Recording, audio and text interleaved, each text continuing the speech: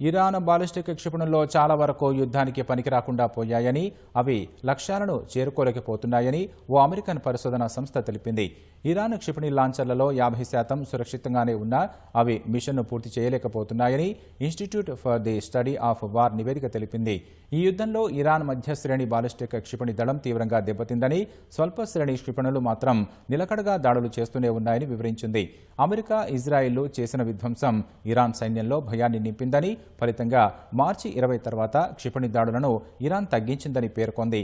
Senior generals, కమాండర్లు మృతి చెందడంతో Iran సైన్యంలో క్రమశిక్షణ తప్పిందని, సైనికులు విధులను వదిలి పారిపోతున్నారని తెలిపింది. రక్షణ ఉత్పత్తి కేంద్రాలు ధ్వంసమవడంతో కొత్త డ్రోన్లు, క్షిపణులను ఇరాన్ తయారు చేసుకోలేకపోతోందని వెల్లడించింది.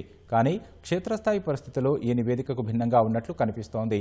అమెరికా విమానాలు, డ్రోన్లను ఇరాన్ ఖచ్చితత్వంతో కూల్చివేస్తోంది. గల్ఫ్ దేశాలపై నిరంతరాయంగా దాడులు చేస్తోంది.